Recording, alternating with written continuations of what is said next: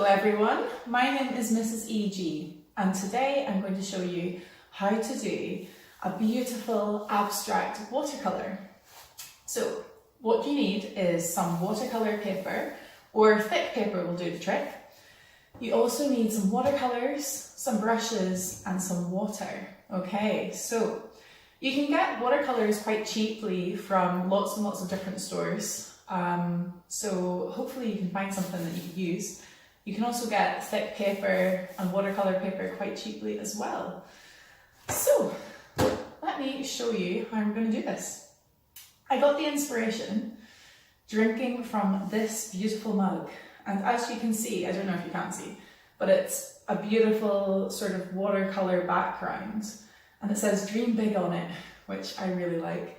So I am going to try to recreate something similar here, and I'm going to try to do a gradient of colour, which means that you start with one colour and on the other side you've got another colour, different colour, and then you gradually fade the two. So I've gone for the colour scheme here, which is red, white and black, but I don't want red, white and black. I'm going to go for a really light pink and a really light grey and try to get the two to meet in the middle and phase from one to the other. So here we go, let's try. I would just like to say a massive thank you to everybody who watched the video of me cutting my hair last week. Not me cutting my hair, but getting my hair cut and giving it to the Princess Trust. If you haven't watched that video, check it out. My hair, if you've not seen any of my other videos, my hair used to come to about here. And now it comes to here, but I'm absolutely loving my new hair. So thank you for all the support and all the lovely messages I've got. So as you can see, I'm trying to mix a nice pink. I'm using lots of water on the white and adding a little bit of red to that as well. So to make it an abstract painting, you're not worried about what you're making at all. So I'm just going to focus on the shapes and start trying to make some lovely shapes across the page. So as you can see, I'm just loosely doing some pale pink across the page. I'm adding plenty of water as well. Now the lovely thing with watercolour is that it's quite a fast media to use. So as you can see, I'm covering the page really quickly. And I'm just going to add a little bit more paint to swipe it across. And I'm going to stop around here, around halfway on my page. Okay? Because I'm using such a pale colour, it might be quite hard for you to see where I've painted, but hopefully you can make it out. And at the end, I'm also hoping that you will be able to see the final result. So next I'm going to get my grey, so the tiniest bit of black put into quite a lot of white. I'm going to dip in my water, make it nice and watery to make an effective watercolour effect. Just going to make it a bit more grey by adding a little bit more black. If you're making grey, the darker you want your grey, the more black you add, and the lighter you want it, the more white. It's really that simple. So that's a nice grey colour. I'm just going to start by painting it on the right hand side. My right, which is your left, the left hand side of the page. So I'm just going to go for quite a quick method. And I might actually swap to my bigger brush. You don't need more than one brush to do this, but it's quite nice if you want to change your thickness of the strokes. So obviously the bigger the brush, the thicker the strokes. As you can see, this brush is so much faster. So I'm going to move back to this one. So I'm just going to bring the grey into the middle to meet the pink on the other side, like that. bring it across a bit more. There we go. Now my page is totally covered with watercolour paint. Now, what you might not be able to see that, but it is indeed covered from one side to the other. So, to make it look like more of a gradient, we're going to sort of blend the two sides into each other using the water. And I'm going to make the pink a bit more dramatic by adding thicker paint and a darker pinky shade to this side, okay? So as you can see, that stands out quite a lot. So I'm gonna add a few dabs of the more vibrant colour. Then I'm gonna get my water and just lightly dab the bits of paint and carefully get them to travel, the watery bits, I want them to travel around the page to give that abstract, cool, liney effect that I'm after. So I've dabbed all of them. I don't want it to be consistent or perfect, but I'm just going to let it run down the page carefully, stopping the edges from going off. And hopefully you can see this really cool effect where some parts are dark and some parts are light, and it's fading from pink to grey. So I'm just going to dab the bits that are about to run off the page because I don't want anything going anywhere else. So there's the dark bit of pink shading across the page. Now I want to have a darker grey fading across the other side. So I'm going to do it here because I quite like having the light corner. So I'm going to do a dark dab of grey here, here and here. And I'm just going to get the excess colour off my brush.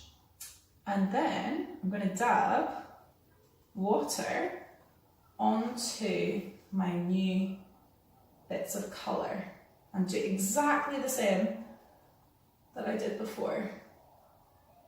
And just sort of slowly, carefully get it to travel over the page whilst trying to control it so it doesn't go too crazy. But what you'll see is the colours joining together with little sort of veins, and you call this the paint's bleeding. So currently the paints are bleeding across the page and they're doing it from both sides, which I think makes a really, really cool effect. So I'm just gonna sort of neaten that up a little bit and add in a little bit more sort of direction into my dabs.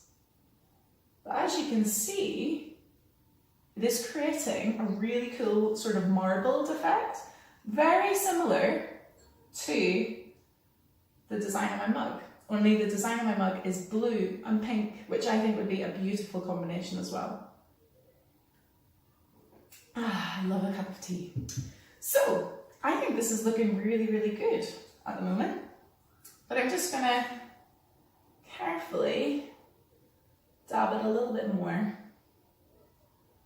just to make it look a little bit more interesting. I want the colours to be a little bit more spread and maybe a little bit more pink is in order. Maybe like here. Let's add a little bit of pinkiness to that grey. But I'm almost really happy with this, and I think I'm almost ready to stop. The final thing I'm going to do actually is add a little bit more white over the top to create an interesting contrast between the darker and lighter sections.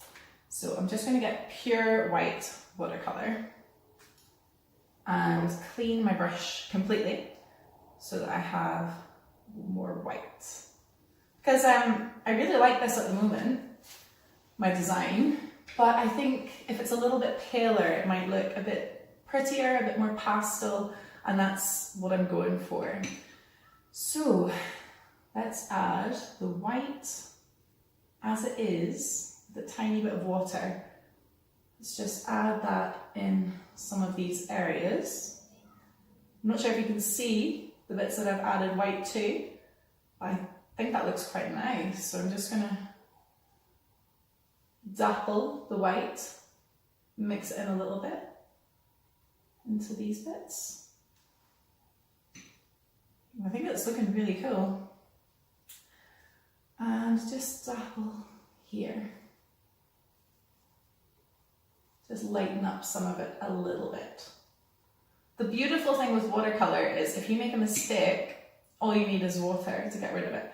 So I'm going to pick a little bit to show you. So let's pick this bit at the top. If you rub it with a watery brush, get some kitchen roll or whatever you're using to dry your brushes in between. You just give it a little dab and it will totally lift the colour. Now I'm going to do this across just to lighten it even more. A bit like that.